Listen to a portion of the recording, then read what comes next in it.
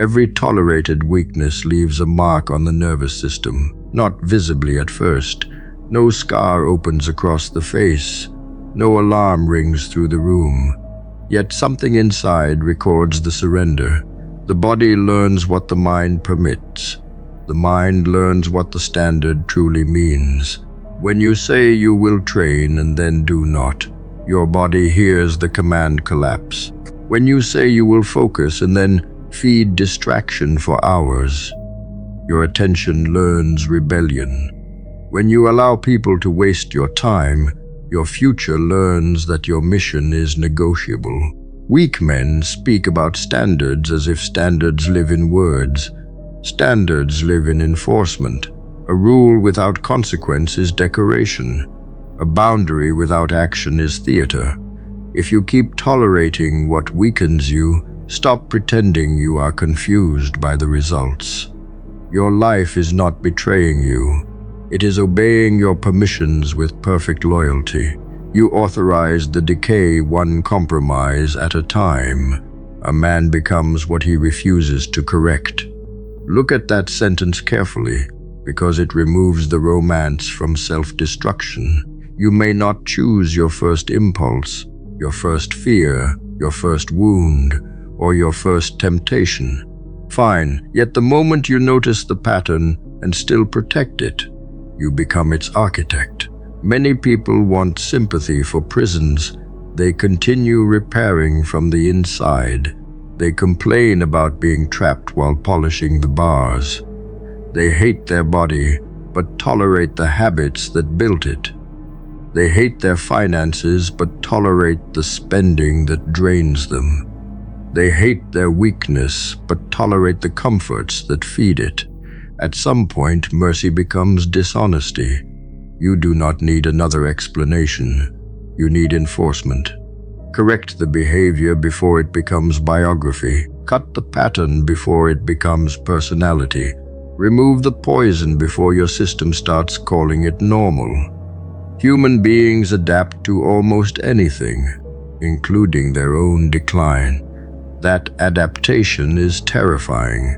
It means you can become comfortable inside a life that should disgust you. Disrespect becomes familiar when you keep swallowing it quietly. Not every insult requires rage. Rage is often undisciplined theater. Still, silence without strategy becomes self-erasure. Each time you let someone cross a line without consequence, you teach them where the line actually stands. People learn your price through your tolerance. They learn how late they can arrive, how much they can take, how carelessly they can speak, how often they can disappoint you before access is removed. Then you wonder why they continue, because you trained them. Your boundaries were not boundaries. They were suggestions wrapped in fear. A serious man does not need to shout. He does not need to perform dominance like a child begging for recognition. He simply withdraws access, changes terms, speaks once, and acts immediately if the standard is violated again. Coldness becomes necessary when softness has been exploited too often. You are not here to be endlessly available to people who only understand consequence. Your environment is not background. It is instruction. The room you live in teaches you. The people around you teach you. The noise you consume teaches you. The food you eat, the apps you open, the conversations you repeat, the excuses you hear daily, all of it enters your system and starts writing code into your behavior. Weak environments do not merely surround a man, they recruit him. Spend enough time around laziness, and your urgency begins to look extreme. Spend enough time around gossip, and silence begins to feel lonely. Spend enough time around people with no standards and discipline begins to feel unnatural. That is how mediocrity spreads. Not through argument, through atmosphere. A disciplined man protects his environment with military seriousness. Because he understands contamination, he does not invite chaos into his mind. and then complain that focus feels difficult. He does not keep poison in the house and call himself unlucky when sickness arrives. He removes what weakens him before weakness becomes familiar. Comfort tolerated too long becomes a sedative. At first it feels like relief, a little rest, a little pleasure, a little escape from pressure. Nothing wrong with recovery when recovery serves the mission. Yet comfort becomes dangerous when it stops restoring you and starts ruling you. Many men are not resting, they are hiding. They use comfort as a bunker against responsibility. They disappear into food, screens, sleep, fantasy, and distraction, then call it balance because the word sounds mature. Balance without ambition is often surrender with manners. A man built for more cannot live forever inside softness without becoming restless, irritable, and hollow. His instincts begin clawing at the walls. He feels tired even after doing nothing because the soul does not recover from purposelessness through more comfort. It recovers through meaningful pressure, through work that demands him, through standards that wake him, through effort sharp enough to remind the body that it was not created merely to consume and decay. A man rarely falls from a cliff. He descends by inches, then acts shocked when the ground has disappeared beneath him. Week 1, he misses the morning standard and calls it recovery. Week 2, the same miss feels less offensive. Week 6, the lowered standard has stopped looking lowered. It has become normal. By month 3, the old discipline feels excessive, almost unreasonable, as if the higher version of him belonged to another species. Within a year, the floor he once promised never to touch becomes the ceiling he struggles to reach. That is how mediocrity wins, not through one dramatic betrayal, through quiet recalibration, through standards softened so gradually the ego never has to admit defeat. A man does not wake up mediocre one morning. He negotiates himself into it, week by week, until his nervous system forgets the original terms of the contract. The frightening part is not the slip.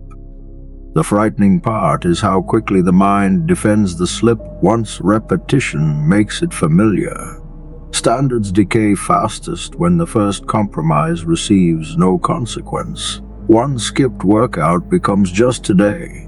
One ignored deadline becomes I needed rest. One weak decision becomes I have been under pressure.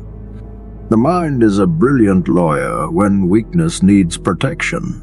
It presents excuses with polished language, emotional context, and enough truth to make surrender appear intelligent. That is why discipline must be enforced early. Delay enforcement and the violation becomes precedent. Precedent becomes culture. Culture becomes identity. Every man has an inner court where his actions are judged. If the judge becomes corrupt, the kingdom collapses quietly. Weak men allow every violation to pass with sympathy. Strong men issue judgment quickly, not with hatred. Hatred is noisy and inefficient, with order, with correction, with immediate return to the standard. Miss the mark, repair the breach, break the promise, pay with effort. Drift, regain command before drift becomes a homeland. Micro-tolerance drift is dangerous because it feels merciful at first. You tell yourself you are being flexible. You tell yourself a rigid life would be unhealthy. You tell yourself the old standard was too demanding. Perhaps sometimes adjustment is necessary, yet weakness often enters through the language of balance. It does not announce itself as decay. It arrives wearing the face of self-care, maturity, realism, and emotional intelligence. Then, it quietly lowers the bar while applauding your compassion toward yourself. Be careful. Compassion without standards becomes permission to deteriorate. A serious man can rest without surrendering. He can recover without abandoning command. He can adapt without lowering the identity he is building. Weak men confuse temporary modification with permanent downgrade. They pause the standard and forget to restart it. The body notices, the mind notices. Soon the new rhythm becomes easier to defend than the old discipline. Comfort always argues for its own expansion. Your nervous system is constantly learning what counts as normal. That should disturb you. If you tolerate clutter, clutter becomes invisible. If you tolerate laziness, laziness becomes personality. If you tolerate poor focus, scattered attention begins feeling natural. If you tolerate disrespect, humiliation starts requiring less explanation. Human beings adapt with terrifying efficiency. Adaptation helped our ancestors survive brutal environments. Yet in modern life, it also helps men survive inside their own decline. A prison becomes less offensive after enough time inside it. Chains feel lighter once the wrists stop remembering freedom. That is the mechanism. The standard slips, then the memory of the higher standard weakens. Eventually, the man no longer feels like he is falling. He feels stable at a lower altitude. That stability is not peace. It is adaptation to reduced oxygen. The soul begins breathing shallowly, and the man calls it normal because everyone around him appears equally suffocated. Look at how a weak year is built. January begins with declarations. February introduces exceptions. March protects the exceptions with reasoning. April turns reasoning into routine. Summer arrives, and the man has forgotten the original ambition except as a vague discomfort in the chest. By autumn, he has become skilled at explaining why the year became complicated. By winter, he promises a rebirth, not realizing he is standing in the wreckage of 1,000 tiny permissions. This cycle repeats until a man becomes a historian of his own failure. He can describe every season of collapse with impressive detail, yet he never attacks the mechanism itself. The mechanism is tolerance. He tolerated too much too early. He allowed the first small decline to remain unpunished. He allowed the second to feel less shameful. He allowed the third to become familiar. Soon he was not choosing weakness anymore. He was living inside a system designed by weakness. A disciplined man treats small slips like enemy scouts approaching the wall. He does not wait for the army. He does not say, "It is only one." He understands reconnaissance. Weakness tests borders before invasion. A missed standard reveals whether the gate is guarded.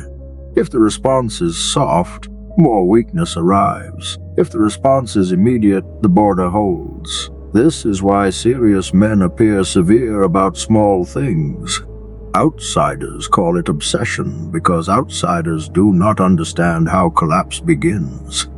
They think disaster announces itself with thunder. It usually arrives as a small, tolerated inconvenience.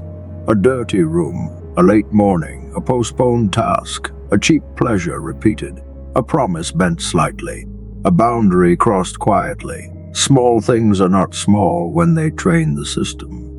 The disciplined man protects details because details protect destiny. A fortress falls when enough tiny cracks remain ignored long enough for pressure to find them. The body has its own version of drift. A little less movement, a little more food, a little poorer sleep, a little more alcohol, sugar, scrolling, sitting, delaying. Nothing dramatic, nothing that demands immediate panic.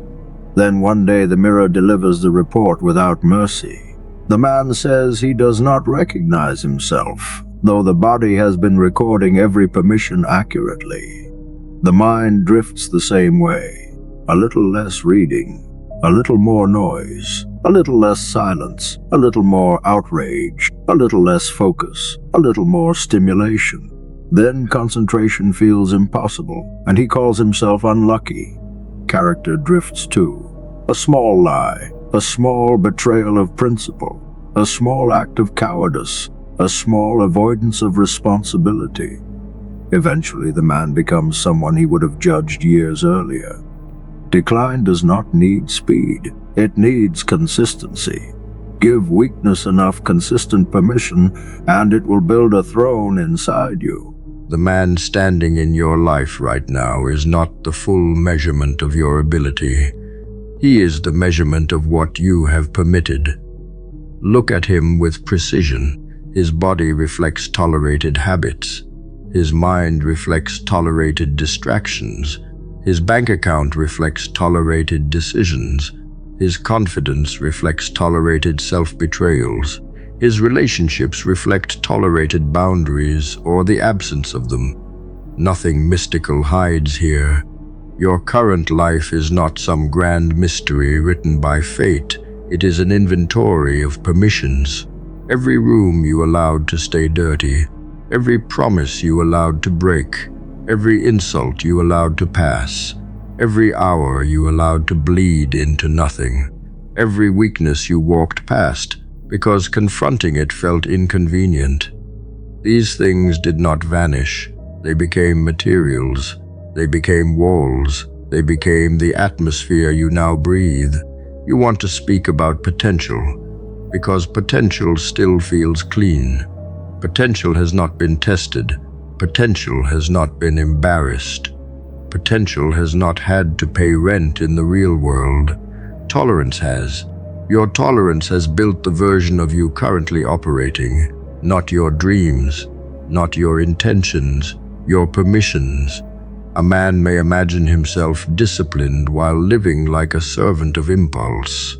The imagination means nothing. The tolerated behavior means everything.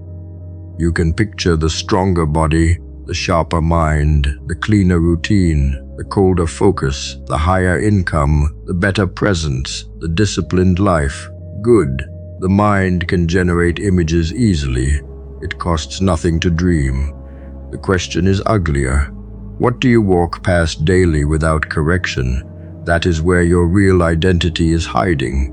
You walk past the untrained body, and the body remains untrained. You walk past the unfinished work, and the work remains unfinished. You walk past the weak boundary, and people learn. The boundary was never real. You walk past the same distraction every night, and the distraction becomes part of your architecture. Life does not care what you claim to value. It watches what you allow. A kingdom is not defined by its speeches. It is defined by what enters the gate without being stopped.